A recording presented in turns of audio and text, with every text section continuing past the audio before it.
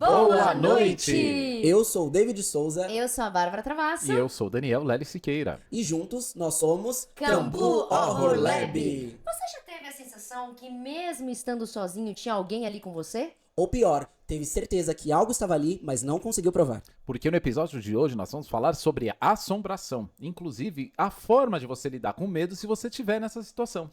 Desde o que pode ser psicológico até as formas reais que as pessoas usam pra se proteger. Então se prepara, porque hoje a gente vai entrar no limite do que é real e que a sua mente faz no escuro. Então solta a vinheta!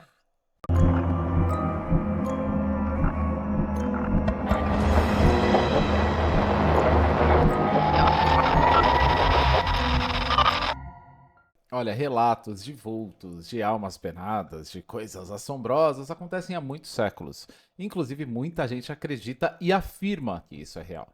Mas o que exatamente as pessoas sentem? Então, na Europa medieval, as pessoas falavam de alma penada, pessoas, eles se referiam a pessoas que estavam morrendo, e morreram de forma violenta. Então eles falavam que viam tudo. E como isso que aparecia de que forma? Então, dizem que sensação de presença, ambiente de frio, sabe aquela sensação que você está sendo observado? Esse tipo Nossa, de eu já coisa. senti isso muitas vezes. Sons também, né? Sim. Passos, vozes. E fora da Europa, como que era? Então, em muitas culturas africanas, não é fantasma assustador. Como assim? Os ancestrais continuam presentes. Ah, então não dá medo, é uma coisa... Não, na verdade dá, mas quando está em desequilíbrio, sabe? É aí que surge a energia pesada, sonho estranho, que, né, fala, a sensação tem alguma coisa errada. Você já sente que a energia tá diferente do que deveria ser, né? Mas e os povos indígenas? Como que funciona nessa cultura? Nas culturas indígenas, É. dizem que não tem separação, né, entre físico e espiritual. Tudo é presença, tudo no agora. Eu acho bem legal. Mas é tipo tudo mesmo ou tem alguma uma diferença entre isso? Tudo. São relatos, né, de sendo observado também, de sons que não têm origem, sentir que você não deveria pertencer, não estar naquele lugar. Quer dizer, então, que o medo tá no ambiente. E do contexto, de entrar onde você não deveria. Mas o que pega é que isso tudo é muito parecido, né? Na verdade, isso mostra um padrão. Presença, mudança no ambiente, alguma coisa inexplicável, medo sem explicação. Mas eu ainda não entendi por que que o cérebro faz isso com a gente. Porque o cérebro precisa explicar o desconhecido, tá? Mas explica melhor, como assim? Por exemplo, pensamento mágico. É quando o cérebro elabora alguma explicação para uma coisa sem sentido. É tipo dar um nome pro medo, é isso? Pode ser dessa forma. Que na verdade o cérebro prefere uma resposta errada do que ele não ter resposta nenhuma. Então, ele nomeia de alguma forma, de alguma característica, enfim. Tá, mas se não for isso, o que que seria? E se todo mundo, por exemplo, tá vendo a mesma coisa? Essa é a parte boa.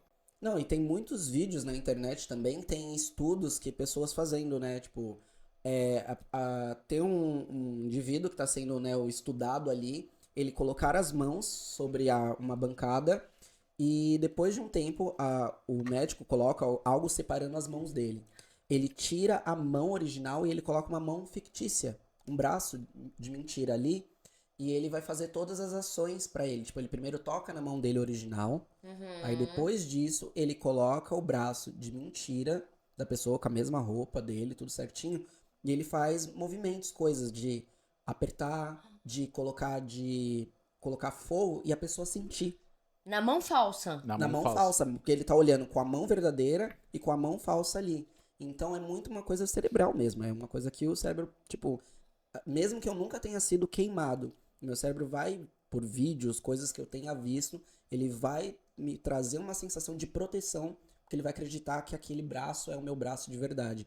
E isso que acontece na ciência também, né, de pessoas de colocarem, né, pessoas amputadas, colocarem e terem algumas sensações, né, por eletrodos, enfim. Como é que é a dor fantasma, né? Eles fazem isso pra tratar Sim. o fantasma, né? Que eles continuam sentindo dor no membro que não existe Que não mais. existe mais, né? É isso, é bem engraçado, Que né? doideira isso, gente. E uma das coisas que também que a gente fala dessa questão da paralisia do sono é que na era medieval isso era explicado como ataques de entidades. Como assim exatamente? Então, vocês já viram falar de íncubos? Incubus? Íncubus era visto como entidade masculina e os súcubos era uma entidade feminina, que acreditavam que eles eram que apareciam durante o sono, durante a paralisia do sono, sentavam no peito e todas as pessoas tinham essa presença física deles. Caramba. Então era um medo misturado com religião, né? Tipo uma culpa, né, Era uma também. crença da época das pessoas e eles tentavam, né, de certa forma, colocar no que eles acreditavam, do que eles tinham acesso, né, porque a gente tá falando da era medieval, né? Aham. Então eles colocaram esses nomes, né, tanto do feminino, do masculino, e falaram que era uma entidade, era coisa espiritual. Nunca colocaram, que sempre, né? Pra nunca Era- esquecer o que é incubus e sucubus, qual que é masculino e qual que é feminino, incubus ele inseria, sucubus sugava, Sugava, então era um Incubus masculino. incubus masculino. masculino, sucubus feminino. Caramba, isso acontece só nessas regiões? Não, acontece no mundo inteiro. Tem até um nome engraçado no Japão, que são Kanashibari. Kanashibari. Eita! É, Kanashibari. Kanashibari. São os bichos que... Tem entidade que pesa em cima do corpo, impede de se Exatamente. mexer. E no Brasil? Você tem um nome que eu lembro que você falou pra gente muito bom, que eu não conhecia. Algo em cima. Não, você falou para... Ah, não, isso é outra coisa. Ah, Eu já tá. vou explicar. Então, Tá. então esse para em cima seria a tradução desse. Como é o mesmo nome? Já esqueci. O Kanashi. Kanashibari. Kanashibaris. Ó, mas na verdade, o que eu tava falando pra ela é que tem o nosso cérebro, nisso do pensamento fantástico, né? A gente tem uma coisa muito legal, que foi um dispositivo de sobrevivência que a gente tinha na época das cavernas, que era chamada pareidolia. O que é a pareidolia? O que Tá. é isso? Quando você olha para coisas e você identifica rostos. Pensa que antigamente a gente morava como os animais, né? No Certo. máximo nas cavernas. E a pareidolia é uma forma de você ficar vivo. Você tem que identificar rostos, porque não, muito provavelmente não seria uma coisa boa. Muito provavelmente não era o teu Seria grupo. um inimigo, seria alguma concorrência? Exato, ou caça mesmo, né? Mas a pareidolia, ela manteve-se com a gente. Tem muita, a gente vai passar agora umas Algumas imagens. pra entender? Sim, que você fala, poxa, realmente isso daí é uma pessoa, inclusive tem galera que brinca com as tomadas, né, pra parecer. Ah, é o que a gente, acho que quase todo mundo já fez, que é o tentar identificar rosto e figuras de bichos, enfim, Nas nuvens, né? Perfeitamente, Eu isso é já uma fiz pareidolia. muito isso. Fiz muito Que isso. na verdade é o cérebro justificando o injustificável, vendo padrões, procurando padrões que não, na Que verdade não podem ser coincidências, a gente tem que criar uma justificativa. Imagina uma época que não tinha internet, que nem se falou no tempo das cavernas. Eles deviam ver isso como um sinal de colheita, de chuva, de maldição, de coisas Sim. assim, né? De Deus até também, né? Da forma que eles acreditavam. E como o nosso tema é formas de lidar com o medo, em primeiro lugar é você transformar o inconsciente em algo consciente. É importantíssimo a gente saber se o que eu estou vendo é de fato uma coisa ruim ou é uma pareidolia, ou seja, eu identifiquei padrões que me fizeram pensar que aquilo era aquilo. Acho que o que surge o medo é justamente isso, né? O que a gente estava conversando antes, né? Falando sobre o tema, é isso, né? O medo, na verdade, ele é a partir do momento que você passa a crer sobre algo. Então, às vezes, tipo, é uma coisa muito simples, mas você põe tanta credibilidade naquilo que gera um sentimento, que aí já vai até para uma coisa tanto espiritual quanto ciência também, né? Exato. E tem uma pintura também, né, que representa muito bem o sentido de paralisia do sono. Não sei se vocês já viram, chama O Pesadelo. Pesadelo, É né? uma pintura, a gente vai mostrar aí pra vocês, do Henry Furley. É uma pintura que é exatamente isso, é da época se não me engano, pré-romantismo. E é uma mulher deitada com uma entidade. Você me parece um demônio, não dá pra saber direito, Não, é uma coisa meio Deitada, você Dá disse para- fofo, para né? Ela lidar tá com sono. largada. pós-balada. Tomou Jogada. 3 Bom, loló. e dentro dessa cultura tem um exemplo de pareidolia muito clássico, que é uma aparição de Jesus num lugar inusitado. Ah, é? Parecendo Onde? Ah, Ah, não, eles vão querer mostrar essa eu imagem, não sei nem se a gente pode colocar essa Ô, imagem. técnico, você que Gente, mas lide. fica muito bom, gente. Jesus tá num lugar assim A Babi incrível. traz o lugar A gente vê da Deus em cultura lugares e eu mais... trago o lugar da Eu tento contra-cultura. elevar o nível, mas assim, não dá, gente. É literalmente seguir a frase que Deus está em todos os em lugares. todos os lugares. Nos lugares mais Os obscuros. inóspitos. A gente vai mostrar aí rapidinho, tipo... 2 segundos. Quem destino- pegou, pegou. Pegou. Mensagem subliminar.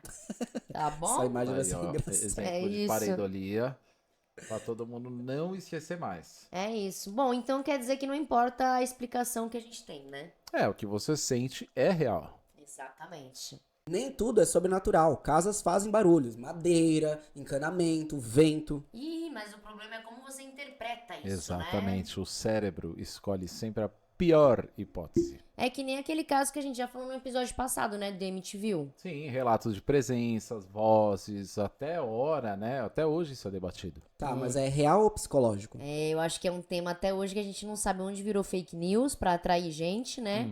E onde realmente tinha alguma coisa acontecendo ali. Foi a nossa conversa, né? Então, realmente, enquanto der lucro, não vai ser uma fake news. Sim. De fato, ocorreu o crime, de fato, isso tudo foi consumado, né? Existiu. Exato. Mas até aí, o que foi loucura do cara mesmo? Que ele tinha bebido no dia, não foi você que falou? Na verdade ele tinha. Ele usava medicamentos, né?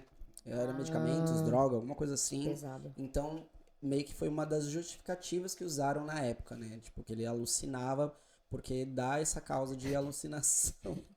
Gente, esse momento é que a gente vai cortar. Ou não também, acho que seria legal. A gente dá risada aqui do nada. gente? Porque a gente tá aqui, tem uma Saco. pessoa acendendo um cigarro. Porque a gente Eu não tenta posso fazer nada isso. aqui. Só que ele fez de um jeito muito ridículo. Criticam. Eu falei pra ele, só se abaixa. Ela fala pra me abaixar, Ele eu O abaixo. cigarro. Ele entrou embaixo da mesa. Ele fez Ana Maria Braga, ele entrou embaixo da Ah, mesa. Não pode fazer nada. Isso, Titi. Saco. Ai, ai. Mas vamos chegar a um ponto que é o quê? O que conecta tudo isso? Até mesmo o lucro capitalista? O medo, gente. O medo faz a crença, faz aquilo virar realidade. E na realidade daquela pessoa ou daquelas pessoas, a gente faz o quê? Lucra. Então, mesmo sem explicação, né? Mas quando a gente tá lidando com medo, nem todo mundo vai pro racional, né? Muita gente apela pra espiritualidade pra poder lidar com esse medo, né? Bom, vamos lá, na bruxaria, por exemplo, as pessoas fazem muitos rituais pra poder se proteger, pra poder ter uma intenção em torno dessa vontade de fazer esse medo se afastar. Tá, mas o que significa a intenção nesse caso? Intenção é você colocar um objetivo para tudo que você faz, até nos objetos. Um principal é o que você mentaliza dentro dele, dentro desse objeto, que ele vai ajudar a ter efetividade dele. Então, tem um exemplo pra gente? Por exemplo, o sal. O sal é um objeto sim. que você usa com o intuito de purificar. Então é onde você aplica esse sal, com a intenção que você aplica esse sal. Se você coloca na porta da sua janela, no batente da porta, se você joga pelo lado esquerdo do seu ombro, que é muito usado isso para banimento. Então, quando você usa um objeto com uma intenção dentro dele, ele tem um efeito energético muito diferente. Então a coisa tá no objeto. A coisa está na intenção que você faz com o objeto. Porque assim, até a questão do sal, por exemplo, você falou que ela é uma questão de limpeza, você falou? Exatamente. Mas também é uma questão de proteção, né? Porque às vezes eu sei pelo menos que colocar sal na porta, tudo que for negativo vai ficar fora dali. Exato. Não vai ultrapassar. Então também é uma questão de proteção, né? Exato. Então vai da intensidade do que você quer fazer, né? O sal ele é um purificador. Outro exemplo que a gente tem nessa mesma linha, mas que é outra intenção, é o pó de tijolo, por exemplo. O pó de tijolo, que eu quero falar muito de um filme depois, que é a Chave Mestra, que usa esse exemplo do pó de tijolo. Como ele vem da terra, de estrutura, de concreto, de proteção, ele serve muito que quando você coloca ele no batente da porta, para deixar tudo aquilo que quer te fazer mal, para fora dele. Tipo uma barreira. Exatamente. Uma barreira. Mas se Proteção. você colocar, simplesmente jogar o pau de tijolo e falar, não, que de boa. Aí Pau tem- de tijolo não, pelo amor Pau de de Deus. tijolo, não, pau de tijolo. Pó de tijolo. Se você só jogar ali sem nenhuma intenção, sem nenhum ritual, sem nenhum acordo com o mundo espiritual, É só sujeira. É só sujeira. Tem que varrer. Tem que tá varrendo. exatamente. Tipo o sal, se jogar na carne no churrasco, você não tá se purificando. Não, você não tá, só tá temperando a carne, deixando ela Entendi. bem gostosa. Que é isso, então é a intenção. A intenção é o que você faz com o intenção. objeto, não pelo objeto. Exatamente. A Exatamente. sua intenção potencializa a ação do objeto. Mas qual que é a lógica disso? O tijolo ele vem da construção. Então ele representa algo firme, estrutura, base, proteção, até território. Quando você coloca ele na versão em pó, você está espalhando essa proteção, esse banimento para dentro do ambiente que você invoca, que é só teu. Então não é só uma questão de proteção, mas também é de impedir, né? De entrada de algo, né? Exatamente. Não, e uma das coisas que a gente tá falando também muito sobre medo, vamos só agora, tipo, tá, Dan, o que que traz, o que que você faz você sentir medo? Isso é uma coisa boa. O que me faz me sentir medo é a perda do controle. Não ter o controle de uma determinada situação. Por exemplo, eu tenho algumas fobias, algumas identificadas já, mas As minhas são bem claras pra vocês aqui. Ele tem uma muito boa. Mas, por exemplo, eu não gosto de não conseguir resolver uma situação. Sim. Então, por exemplo, um assalto pra mim é bem complicado por várias questões, mas a gente até conversou sobre isso lá em cima, né? O meu maior medo é esse, é não ter o controle da situação. Tipo, ter Algo que foge do seu controle e é isso. Não tem seja como resolver. um barco virando. Aí a gente fala da talassofobia, né? Que é o medo do fundo do mar. Eu acho que não é nem isso. É a coisa de você não poder ajudar ninguém, nem se ajudar, Nem a si mesmo, né? nem a si mesmo. Então isso me dá pânico. Não é uma talassofobia, mas é um barco virando e é não ter o que fazer. Tipo, Sim. é uma... São determinadas questões muito específicas e é difícil eu sentir. A gente até fez o comentário brincando, porque a Babi já pulou de paraquedas também. Já, eu e o Dani já pulamos. E a Não gente juntos, mas já pulamos. E a gente tava comentando sobre... Tem muita gente que fala, não existe ateu com paraquedas sem abrir, Que não abre, né? não existe ateus em avião caindo, né? Mas eu me lembro que o meu não abriu, tá, gente? Eu fiz o curso de AFF, o meu primeiro salto não abriu inteiro. Metido. Foi horrível. E eu me lembro que eu não falei de Deus. Eu falei uma sequência de palavrões ali que épica, que eu acho que derrubaria qualquer lugar. Mas por quê? Porque eu precisava estar controlado. Porque o único que poderia sanar aquele problema era eu, no primeiro velame. Mas isso daí é uma coisa que, se eu não conseguisse sanar, eu teria sentido o maior medo da minha vida. E o último também, né? E você, Babi, qual que é o seu Qual é o seu medo? medo? Um dos seus medos, né? Tem vários, assim. Eu acho que quando eu penso um medo mais franco seria realmente perder minha mãe.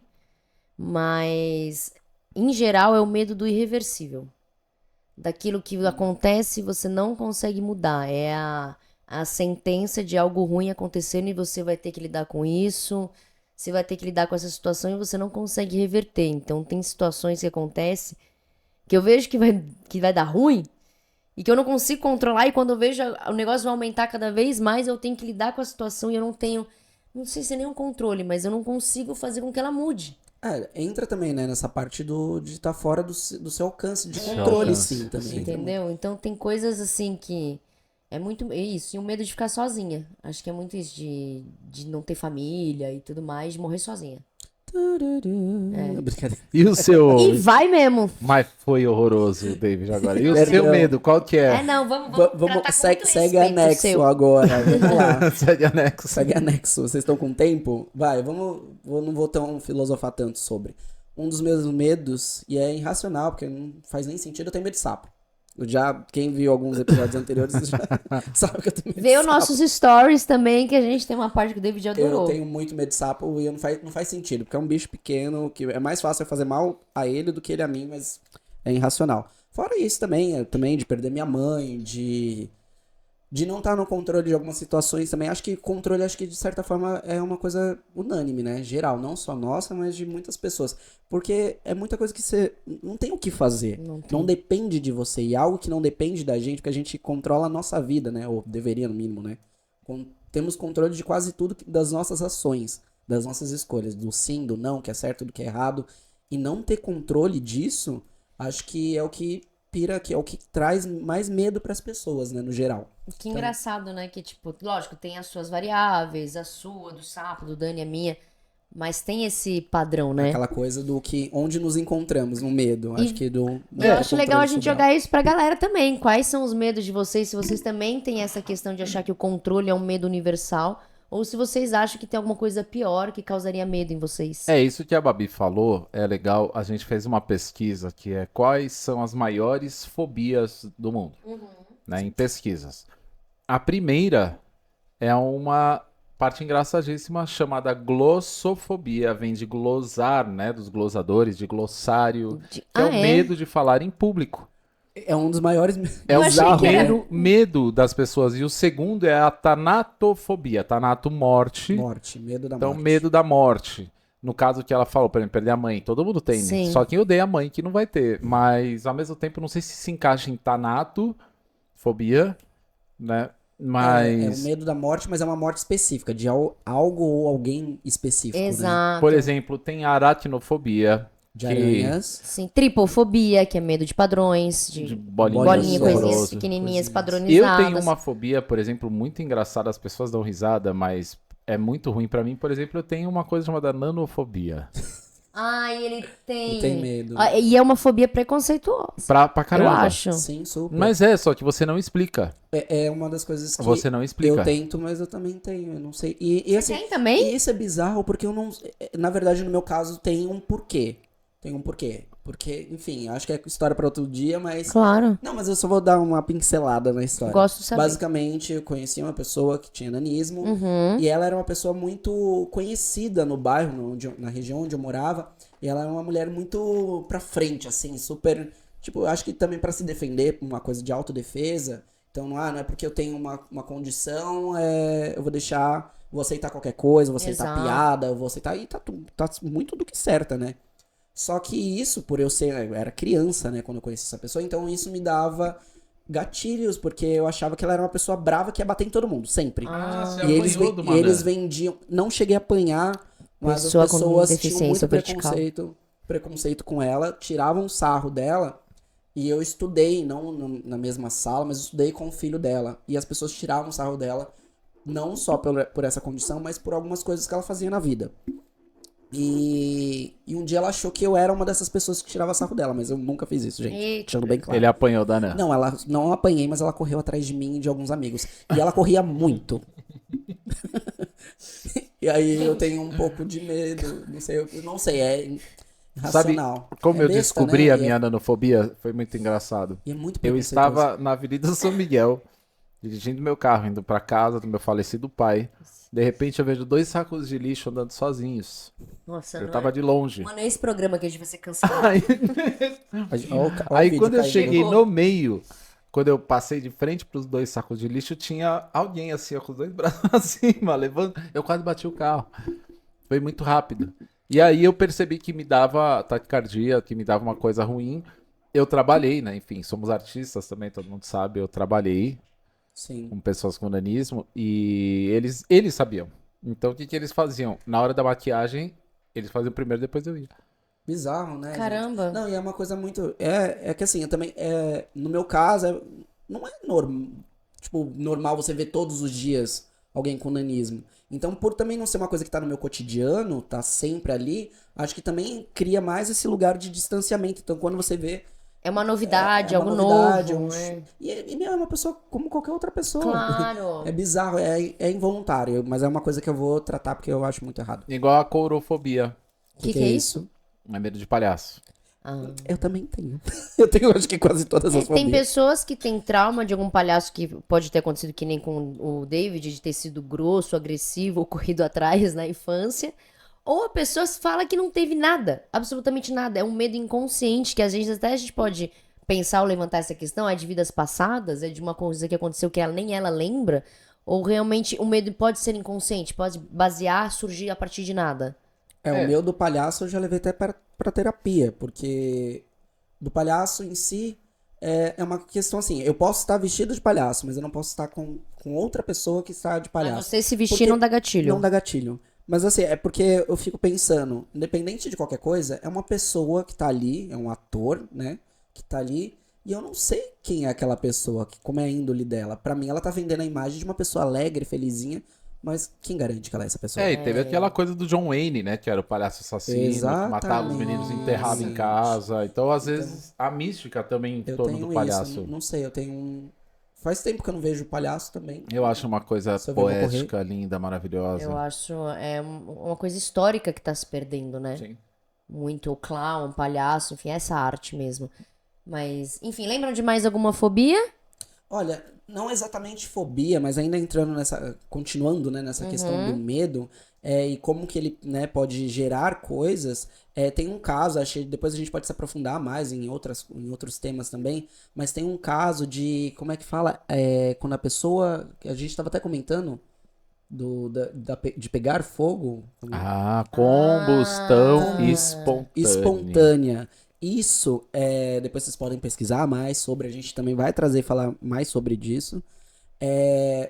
de acontecer casos, e principalmente em 1950. Hum. Aconteceu muitos casos, mas teve um muito específico de uma mulher chamada Rose.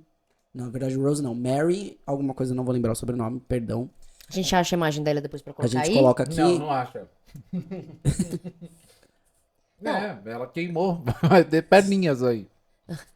Talvez antes dela queimar, a gente tenha alguma imagem da. Pesei o clima sem Pesou querer, total, sem né, querer. velho? A gente Do acha a nada. imagem dela. Quem sabe a gente poste, quem sabe não.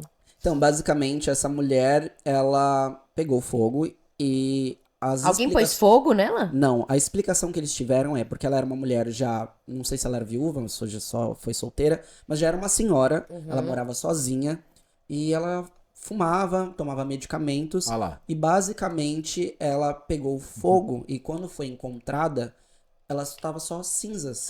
E o crânio, e é uma das coisas que aconteceu que foi um padrão depois desse caso dela, teve outros casos também em anos, né, consecutivos e no mesmo ano, de um padrão, de encontrar praticamente cinzas, o crânio, mas a parte do pé intacto. E tudo em volta, papéis, coisas que poderiam pegar fogo também, Aham. intactos.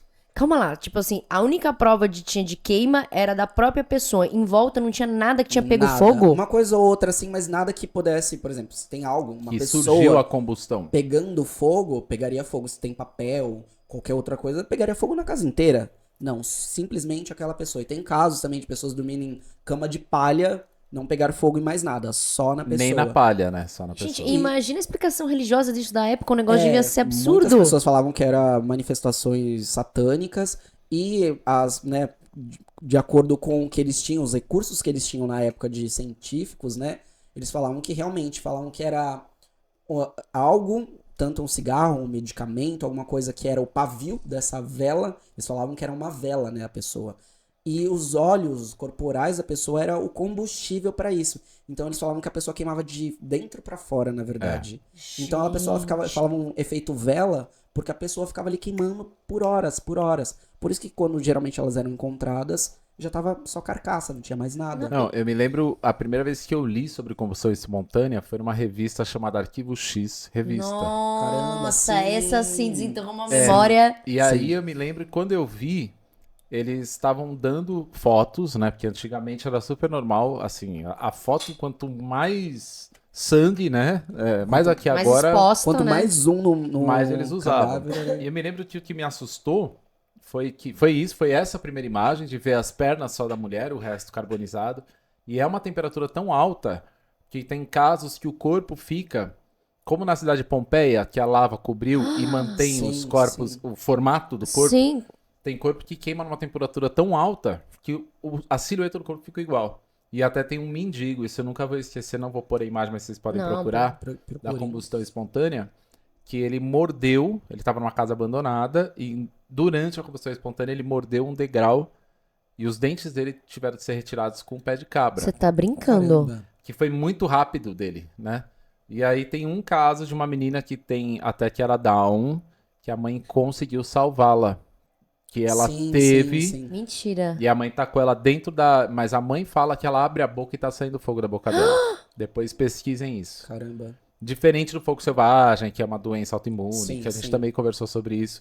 Mas aí é algo que até hoje não tem explicação lógica. É isso que eu ia perguntar agora, porque você falou que o caso foi na década de 50, que começou década de esses 50. casos, até um monte de casos, um Que atrás do documentou, outro. que Sim. começou a documentar. Você viu coisa no Arquivo X, que não foi bem A revista, depois a disso, revista, né? não no A programa. revista foi que década de 90, 90. 2000. 90. Até hoje não tem uma explicação lógica pra isso? Não, até então, as coisas que eu pesquisei não tem uma explicação lógica.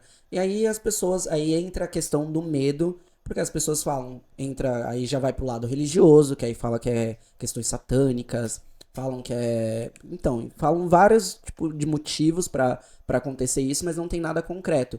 E o medo dessas pessoas, principalmente nessa época de 1950, foi que, por exemplo, eles encontraram padrões nessas pessoas, que geralmente eram pessoas que moravam sozinhas, Tá. pessoas que já tinham um pouco mais de idade e pessoas que ou consumiam álcool ou fumavam também.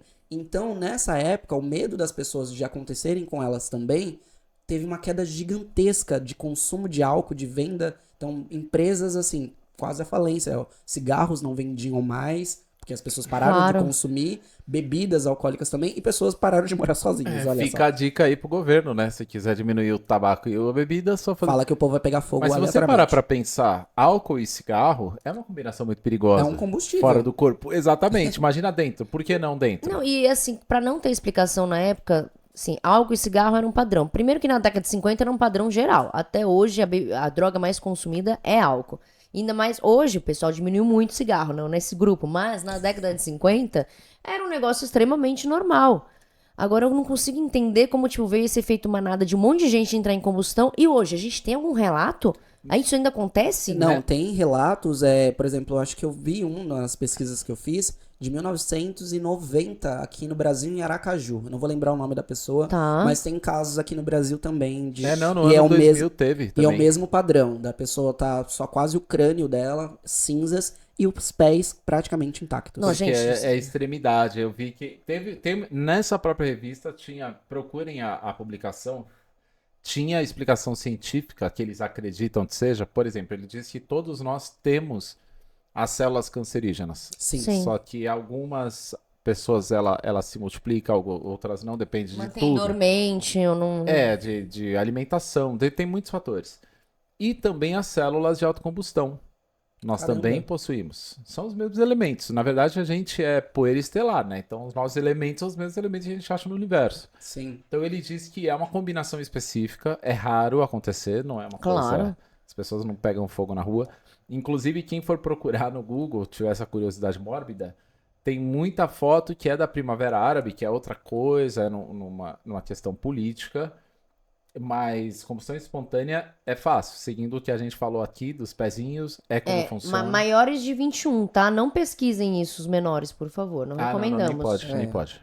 Por favor. Mas, Babi, por exemplo, você tava falando... Da porque questão de proteção. a gente tá falando de controlar o medo. Exatamente. Agora, na verdade, a gente colocou um medo na galera. Exato. Se você não tinha, agora você tem. Ninguém Cuidado. vai explodir, fiquem tranquilos. Exatamente, não sabemos, mas como você pode, a forma que a gente pesquisou, né, tem algum conhecimento, lidar com medo. A gente estava falando da bruxaria, né, da questão de sal, pó de tijolo, alguns objetos para você colocar em tensão, para que esses objetos tragam a energia da proteção que você deseja.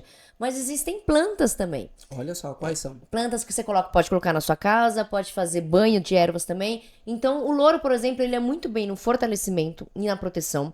O manjericão, além de temperar uma pizzinha, ele é bom para o afastamento, assim, da tensão e equilíbrio também. E a hortelã, para mim, é uma das minhas favoritas. Ela é bom para clareza e para aliviar esse medo. Então, essas sensações que você tá tendo, use os objetos, né? Os recursos da natureza para poder te para poder te aliviar. Por exemplo, o louro também é bom pro feijão. Maravilhoso. Manjericão pra pizza. Hortelã, Hortelã pro bafo. Exato. também ou pro- para pro chá. para um chazinho, Mas- ou para um drink. Mas, por exemplo, pro chá. Chá. Sim. Se tá dentro de você, ele te protege mais ou menos do que fora. Porque essa é a questão das ervas e da sua energia em relação ao medo. Vai Ela na sua intenção, né, daquilo. Exatamente, na sua intenção, porque atua no ambiente que você tá e também na sua mente através da intenção, que é o mais importante de controlar. Por exemplo, os índios também, né? Lógico que ela tá falando da parte da Wicca, da bruxaria, mas os nossos índios brasileiros, eles são grandes manipuladores de ervas. Sim, sim. E eles têm, acho que, uns recursos, né, ervas para proteção, para cura, para todo, para tudo, né, na verdade. Exato, e também tem outras religiões, a gente falou da bruxaria, mas tem também, que o Dani conhece um pouco mais da Umbanda, Candomblé, Umbanda né? também. Sim, né? sim. Conheço pouco, mas na Umbanda, no Candomblé, se usa, sim, alguns elementos, né? Eles são usados com função um pouco mais específica. Ah, mas como assim? Existe uma organização, né? Um pouquinho maior. A Umbanda fala muito do banho de ervas, por exemplo. Mas ele fala das mesmas ervas da bruxaria? Depende. Tem ervas, tem guiné, tem arruda, tem o alecrim. Tem ervas que a gente usa. Espada de São Jorge. Para São Jorge, comigo ninguém pode, as 7 ervas dos caboclos, né? Sim. Mas também a gente usa elementos de intenção, Ah, que eles chamam de patuá. patuá. Ah, sim, sim, sim. Patuá é um elemento de proteção. Inclusive, você vê várias histórias desses policiais agora que estão invadindo o podcast. Ah, é porque eu atirei no cara 56 tiros e o cara não morria, aí eu tirei o patuá do bolso e ele morria. Vocês viram? Tem vários que falam Não, eu isso. nunca vi Não, isso. também. Gente, eles contam a mesma história. Vocês já viram, gente, isso? Sargento Castro, eu vi ele falando. Aquele outro que é um coronel, o Coronel Telhada já falou sobre isso. Sei nem quem são, perdão. É, que eles levam o cara pro hospital, o cara não morre, não morre, não morre. Eu tive um amigo meu também falecido, um policial que falou que viu um cara dar vários passos sem possibilidade fisiológica disso. Caramba. Isso E usando o patuá. dizem que era o patuá, que era o corpo fechado, que eles chamam, Onde né? vende? Onde é MV2. Onde E vende? outra coisa também do candomblé e da Umbanda não é só a proteção, mas também remover aquilo que já está em você, né? Alguma entidade, alguma Por coisa isso você pesada, fecha né? o corpo. Pra Sim, você remover, fecha o você tem corpo. que estar com o corpo fechado. Tem muitos. Eu, por exemplo, uso um.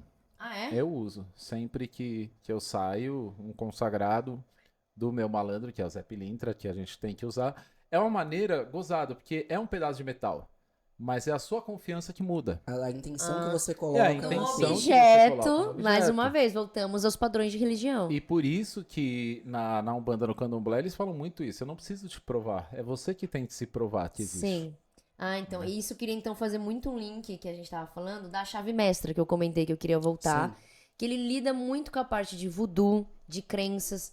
E nesse filme que a gente comentou do pó de tijolo, eles usam muito como essa proteção e banimento de alguém que quer te fazer mal. O pó de tijolo dentro do filme, ele existe basicamente pra que a pessoa que quer te fazer mal, ela não consegue entrar. Então, um amigo, qualquer coisa, consegue passar. Mas a pessoa, então, você consegue, inclusive, identificar quem quer te fazer mal. E aí chega numa parte do filme que a menina tenta fazer todos os rituais de proteção, de banimento contra esse voodoo que está sendo feito contra ela. E a mulher que está fazendo voodoo, uma hora olha pra ela e fala assim: mas não adianta você fazer mais nada. Você já acreditou. Ou seja, já deu certo, o medo já tá em você. O medo Já já tá existe Porque a ali. grande questão disso, de qualquer trabalho que você faz pra alguém, qualquer maldição, macumba e etc., é outra pessoa acreditar que isso vai entrar nela, é boa parte de abrir o portal.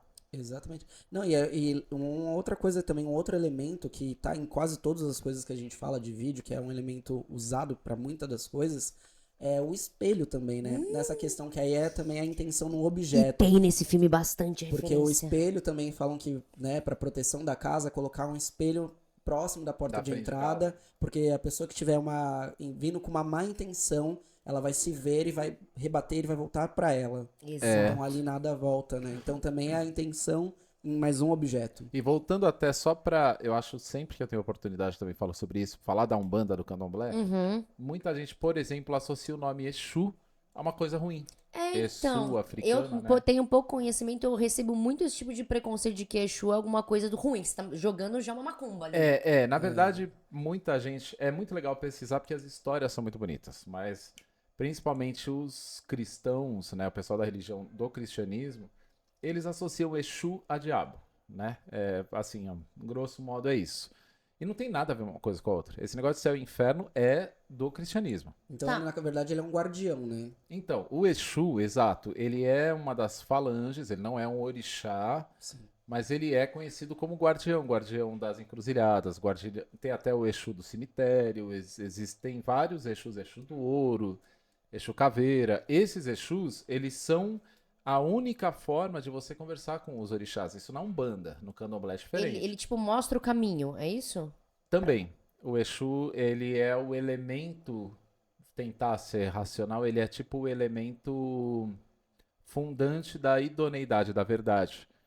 Então, assim, não adianta você ser um católico, como eu conheço vários, que reza pra Deus, faz doação de esmola pra mendigo, mas ele é contra Sim. pessoas em situação de rua comer, né? Ah, sim. Ou ele não gosta de homossexuais, ou ele não gosta de negros, ou ele... Você entende? Aí Sim. complica um pouco, né? Ele, no cristianismo, pode se salvar, pode ter a redenção e ir pro céu, porque as demandas dele são outras. No Candomblé, na Umbanda, pra Exu, não é assim. Você tem que agir com verdade o tempo todo. Se você for contra o que você ensina, por mais bondade que você faça, ele tá sempre de olho, ele vai sempre te cobrar. Então, diferente do que todos pensam, ou todos não, desculpa, do que muitos pensam, Exu não é algo negativo. algo De negativo. jeito nenhum. A galera confunde muito ainda, né? Caramba. Acho que também entra muito no preconceito, né, com as religiões, né, Africanas, matrizes. exatamente. Mas nós fomos, né? O nosso Brasil, quando colonizado pelos portugueses, os jesuítas enfiaram goela abaixo dos nossos índios, que era o cristianismo, Sim. a maneira de se salvar. Eles falam, pô, tem até uma charge ótima do Laerte, que ele fala, o índio fala pra ele, se eu não souber que Deus existe, o cara fala, não, aí, se você não sabe, você não é um ímpio, né? Você tá salvo. Ímpio. É, impuro. Ímpio Ah, ele chama tá. de impuro. Você tá salvo. Eu falei, então por que você me contou, desgraça? Não precisava saber, não. Se a gente achar essa charge, a gente põe que deve Não ser foi, é ouro. maravilhoso. Então, no cristianismo, a proteção vem de outro lugar, né? Como assim? Ah, pela fé. Vem pela fé, pela pessoa recorrer às orações, à leitura da Bíblia, à leitura religiosa, pedido de proteção. Mas como é que isso ajuda? Isso cria o quê? Uma sensação de presença, essas coisas? Cria uma sensação de presença, de que você não tá sozinho. Ah, isso ajuda a diminuir o medo, é isso? Diminui porque reduz a sensação de vulnerabilidade. Ah, tá. E como é que isso funciona no espiritismo? Porque eu sei que no espiritismo isso muda outra vez, né? Muda bastante. Aqui já é a parte mais da ideia de que a presença é algo ruim. Ah, tá. Mas eu não entendi como assim. Mas e no espiritismo? Isso muda de novo, não muda? Muda bastante, porque aqui já parte mais do que da ideia de que nem toda presença é ruim. Como assim? Existe a possibilidade de ter espíritos próximos, né? Que tem todo. Nem todos estão ali pra causar medo, na verdade, né? Tem gente que tá ali, pode ser pra ajudar, pra proteger também. Alguém que precisa de ajuda é uma das coisas que eles falam no Geralmente é o espiritismo, padrão, né? né? No espiritismo eles vão muito nisso pra ter uma carta, pra ajudar a passar para outro plano, até mesmo para as pessoas que ficaram ajudar a aceitar, né, o fato de que perdeu um ente querido, né? E geralmente alguém desorientado, então a primeira reação não é afastar, né? Na verdade é tentar entender e tentar ajudar. Mas não exatamente, então, é um zombeteiro, como eles falam, né? Não exatamente é um espírito do Exato, mal. às vezes é só um espírito perdido que precisa de uma ajuda e a gente tenta, né? Ele tenta se comunicar da forma que ele consegue, né? E como que a gente reage a esse espírito nessa forma do espiritismo?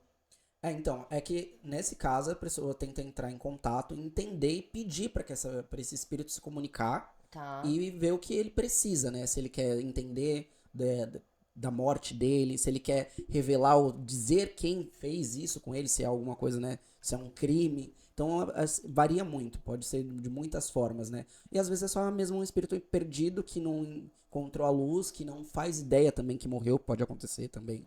Mas a questão, então, é assim, o espiritismo ele te ensina a manter a calma, não entrar em pânico, Exatamente. tentar entender o que está acontecendo. Entendeu o que tá acontecendo? Eu não penso fugir. no macro. Se comigo acontecesse, e se for um espírito ruim, qual é o pior mal que ele pode me fazer? Te levar pro mesmo plano que de susto. Aquela coisa que a gente falou do corpo fechado. Se ele conseguir entrar em você, dentro do seu delícia. Desculpa, Tem gente. um pornô. Ai, adoro pornô. É isso, eu acho que altera os seus sentimentos, as suas emoções, a sua confiança. Eu acho que é isso. Você não deixa o corpo fechado e até você, ninguém tá hoje em dia, nos dias que a gente vive, totalmente equilibrado. Ele deve te pesar espiritualmente, se acordar um dia não querer sair pra trabalhar, não querer fazer nada, se sentir pesado, Todo exausto. dia. Eu acho que é muito isso, sugar a energia da pessoa e de maneiras assim leves, que é só sugando de cansaço, até mesmo de começar a acontecer só coisa ruim na tua vida. Que nem contamos hoje, mas vamos contar outro dia uma história da mulher que quase caiu um membro do cara, que foi, Sim, sim. né? Ah, sim, Inclusive, quer dizer então que se você tentar entender, não entrar em pânico, ficar calmo, tentar conversar com o espírito, isso muda tudo? Isso? porque quando você não alimenta o medo, não tem como aquilo crescer, né? Aí sai já da região do medo, né? E vai pra compreensão. Exato. Eu acho interessante porque quando a gente fala de espírito, eu sempre achei um tema muito legal. Eu sempre gostei muito da ojeriza que isso cria em algumas pessoas. E ao mesmo tempo eu acho que ela cria alguns elementos Para que as são pessoas legais. que não entendem o que é Que não, Ojeriza. Repulsa, é uma coisa, então por causa exemplo, repulsa. eu acho que é muito legal a gente pensar que isso é uma prova definitiva de uma vida após a morte. com Sim. certeza. Logo, a tanatofobia tem que acabar. A tanatofobia é o que mesmo? No Medo medo da da morte. Porque se você acredita no pós-morte, Logo que Aliás, você sabe tinha que tem uma um continuação. Exato, tinha um grupo muito engraçado, eu não vou falar o nome, que eu odeio eles hoje, politicamente falando, que eles faziam uma das entrevistas, eles iam nessas festas de gringo, essas festas dos milionários, e ele falava pra pessoa, você acredita em encarnação? A pessoa sim, ele falou, então se mata. Que horror. Mas eu acho que uma coisa que a gente estava até discutindo antes de começar a gravar. O medo da morte é um medo comum, obviamente, mas ao mesmo tempo é a nossa única certeza a partir do momento que a gente nasce, que um dia a gente vai morrer. Uma coisa que o David comentou que eu achei muito interessante não é o medo da morte em si, mas ele falava que tinha medo de morrer sem conseguir ter feito tudo que queria. Eu acho que essa morte prematura, dentro da cabeça da pessoa, que às vezes a pessoa acha que com 70 anos, 90 é morte prematura. Mas é uma morte prematura num ponto de você entender que eu não cumpri, dentro da minha cabeça, dos meus objetivos de vida, tudo aquilo que eu deveria ter cumprido pra que eu falasse, porra, eu tive uma vida da hora. Tipo, não deu tempo ainda, sabe? Ou às vezes até um egoísmo mesmo. Tipo, não quero ir. Eu batalhei tanto, conquistei tantas coisas e agora eu vou deixar tudo aí. Perder tudo isso, imagina. E ainda mais não ter certeza, aí entra também aquele medo de não ter o controle. Vou pra um lugar ou pra algo, não sei se isso tudo acaba e é um apagão, ou se tem algo após isso, então é o medo do desconhecido, né? Entra nesse lugar também. Então às vezes a pessoa já conquistou tudo que ela queria conquistar na vida, Exato. mas ainda assim ela fala, não quero ir Mas não. será então Não, que... Mas a pessoa não ter planos já é uma morte, Sim. ainda que em vida. É uma morte, Uma morte, conta-gotas. Então eu acho que realmente quem morre, morre com planos. Né? Sim. Não chega, nunca vai chegar no fim. A gente sempre vai querer, sempre vai desejar. Exato. E toda morte ela vai ser uma ruptura muito triste. Claro. Sim. Eu me lembro, tem uma poesia maravilhosa do. Que aqui todos não têm o pai, tá? Tem uma poesia maravilhosa de Vinícius de Moraes, contando quando o pai dele faleceu. Ele falou: o que mais me chocou foi perceber na voz daquele homem que ele conversava com o órfão. E é lindo isso, porque foi a forma como caiu a ficha pra ele. Sim. E eu me lembro que pra mim, quando meu pai fez a passagem, foi como se um portal se fechasse. Que foi o meu portal que me trouxe aqui, neste momento. Sim. E aí foi difícil, eu acho que a parte mais difícil foi não ter a crença, não acreditar numa segunda vida, num fair play aí de outras dimensões e tal. Aquilo me pegou muito, rapaz. Você é ateu, né? Por enquanto. Então, Graças a Deus. eu pensei muito nisso. Tem um filme, eu não lembro o nome do filme. Se alguém lembrar, por favor, põe nos comentários. Que era exatamente falando disso. Quando as pessoas descobriram dentro desse filme que tinha um pós-vida, que tinha um pós, todo mundo começou a se matar. Partiu. E se for bom ainda, Exato. meu Deus. Bora Então lá. eu acho que é exatamente isso linkado com o que o David falou. O medo do desconhecido é porque a gente não tem real certeza absoluta de que tem um pós-vida. Então, quem sabe, seja isso. Então dá esse desespero que o pessoal... Desculpa. Pode continuar, não é o medo de desapegar, né, do que tá aqui, né? Porque quem sabe não tenha nada pra se apegar na pós-vida. Mas quando eles souberam nesse filme que tinha uma outra vida que ia começar do zero, dane-se essa aqui. Já fiz cagada nessa, não quero mais saber porque eu tenho uma outra chance. E se não tiver? E restarta, né, a O vida. restart. É isso, né? Acho que é essa a questão. Então, meio que a gente pode concluir que o maior medo... Não concluir, né? Mas chegar num consenso até de certa forma pra, né?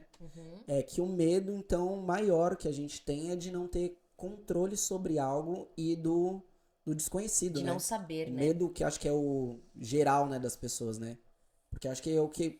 Tudo que a gente falou, eu tenho medo de perder o pai, medo de perder a mãe, medo de não conquistar todas as coisas, medo da morte, mas todos, de certa forma, entram naquele lugar de não ter controle sobre algo e não saber qual é o próximo passo. E isso chega à nossa conclusão também do episódio, que a gente percebe que quando a gente aprende a ter controle, o medo começa a diminuir. Sim, Te dá o verdade. controle, né? Sim. E depois de tudo isso, tem uma outra forma de olhar pro medo, que não passa pelo espiritual. Mas pelo psicológico. E talvez seja a forma mais prática da gente lidar no dia a dia mesmo, né? O medo não é um erro, ele é um mecanismo de sobrevivência. Desde sempre, o cérebro humano evolui para identificar perigo. Ouviram bem? Perigo! O medo não é um erro, ele é um mecanismo de sobrevivência. Desde quando? Desde sempre. O cérebro humano evoluiu para identificar um perigo rápido, predadores, ambiente hostil. Ou seja, o cérebro ele continua reagindo mesmo que não exista um medo real. Mas pera, e na terapia, gente, como é que isso é tratado? Porque não parece só um medo real, né? A psicanálise trabalha com o que? A origem. Mas o que isso quer dizer, Dani? Que o medo nem sempre é sobre o que está acontecendo. Ah, O medo, ele pode ser aquilo que ele representa. Mas tipo o quê?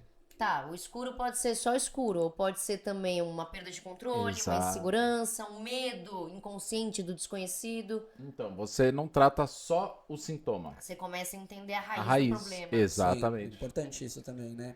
E como separar o que é real do que é interpretação? Step back, voltando um passo. Eita, agora eu não entendi de novo. Como assim? Você ouve um barulho à noite, por exemplo. Medo do quê? Do branco, quando dá branco. Ah, mas isso pode ser, tipo, encanamento, madeira, qualquer outra coisa, né? Tipo, vento, por exemplo. E isso, E- dizem que as caixas, e quem assistiu o Mundo de Bigman sabe que as casas, elas mudam de tamanho à noite, né? É, a madeira expande, o encanamento velho faz barulho. Então, às vezes, nem toda casa é mal assombrada se você escutar um barulho dentro, Às né? vezes ela só é velha mesmo. É, o exercício é esse, é você questionar antes de você concluir que sua casa é mal assombrada. Às vezes ela precisa só de uma obra. Às vezes sua casa tá mal obrada. É um reboco resolve.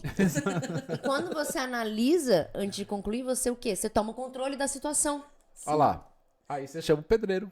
Tá, mas aí como que faz esse controle, né? Pra tomar esse controle da situação? Ah, o corpo tem que entrar nisso também, né? Ah, é. Ah, sim. Né? Como que funciona? Ah, por exemplo, quando no nosso corpo uma das reações do medo é qual? A ansiedade física. O coração acelera, a respiração muda, o corpo fica tensionado. É, isso aí reforça o medo, né? Exatamente. E na hora, como que controla isso? Ah, um dos exemplos para controlar a ansiedade que a gente conhece mais básico é a respiração. Respira fundo, já viu? É, o respirando, o Mas não é ponopono, né? Então você quebra o ciclo, né? Se você faz isso, né? Tipo, de certa forma. Porque quando você desacelera a sua respiração, o seu corpo começa a compreender que não tem perigo. Ah, exato. É você voltando a ter o controle, né? Logo, se você sentir medo, inspira. Inspira em 4. Segura. E solta em 4. Então, mas agora vamos pensar, a gente fazendo isso, essa respiração, num momento de medo, tem que ser um autocontrole tão grande. É, isso Exato. tem que ser trabalhado. Porque assim, você tem que tentar identificar esse medo, se é algo espiritual, se é uma casa velha, ou se é um ladrão, é muita É. coisa. Se Aí, os- às vezes não dá tempo de Se respirar. você ouvir passos no seu telhado, a minha dica, sai correndo que o telhado pode estar desabando. Se Exato. você respirar, às vezes você acalma, mas morre. É, e tem isso também, né? Quando a mente começa a ir longe demais.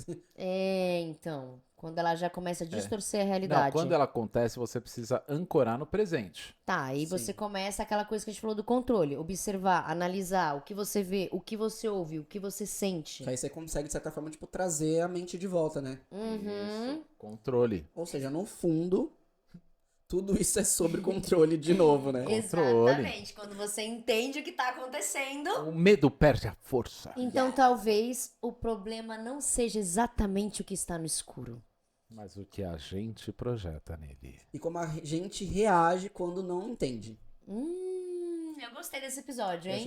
Eu achei interessante. Eu achei muito interessante. Pra quem tem medo, eu acho que ajuda bastante a entender formas de como lidar mesmo. É, então assim, meio que analisar, não se desesperar, acho que é o mais importante de tudo.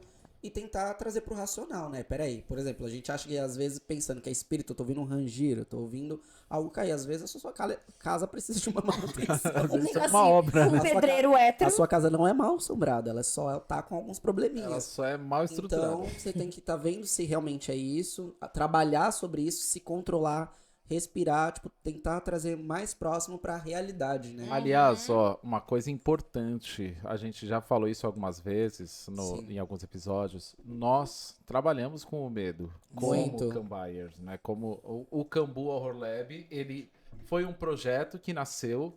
A gente começou a trabalhar bastante, fazer Halloweens, que a gente trabalha com eventos muito legais, com a parte do medo. Tudo que vocês veem aqui no cenário faz parte dessa grande Sim. construção. Sim. E administrar o medo é das coisas mais interessantes que tem. Porque engaja, Uhum. né? Prende a atenção de todo mundo. E é muito legal você lidar com algo que não é usual. Sim, tem gente que gosta de desafiar os seus próprios medos, né? Que isso é legal também. E é o que geralmente as pessoas que a gente tem contato, né? Com os Exato. trabalhos que a E gente uma faz. dos sentimentos, né, das sensações do medo é a adrenalina, né? E tem gente que é viciada Que é nisso. maravilhoso. Sim. É, Ó. o medo, dá pra trabalhar muitas coisas sobre o medo, né? Que aí entra fobias, entra várias coisas. E isso é legal que a gente trabalha muito sobre isso. Bom, a gente pode até falando no decorrer dos nossos... Quem começou a assistir a gente ou tá vendo pela primeira vez, por favor, clique em compartilhar, segue a gente. Toda sexta-feira às 11 da noite a gente tá aqui Tem episódio novo toda sexta. gente. religiosamente e nós vamos começar a expandir e mostrar o grande projeto que será do Cambu Horror Lab, que não vai ficar apenas aqui ou nas nossas visitas sobrenaturais. Não é verdade? Exato, a gente quer conhecer vocês, a gente não quer ficar só atrás de uma câmera, a gente quer tornar isso cada vez mais acessível e mais próximo do público. Exatamente. E isso também trazer vocês para mais próximo da gente, não só com os relatos, mas conversar mesmo e a gente aproveitar, né, essa coisa que a gente tem em comum, né? Nós três e vocês também. Aí vai ter uma coisinha legal futuramente para vocês. Então sigam a gente, continuem acompanhando a gente, que a gente vai trazer muito conteúdo bacana pra vocês. Comenta, compartilha, dá o like, dá o dislike também. Pode comentar que gostou, pode falar se falaram um monte de asneira. Essa pesquisa de vocês é um... É, que a e gente também aceita. se vocês quiserem mandar histórias, alguma coisa, tá aqui embaixo, cambu.horrorlab@gmail.com, BOOH, tá? No Cambu. E o nosso Instagram, @cambu.horrorlab. O nosso TikTok também, cambu.horrorlab. Sigam a gente lá também. E até a próxima sexta-feira. É isso É aí. isso aí, pessoal. Beijo. Beijo. Tchau, Tchau. tchau. Beijo, sextou! Uhul.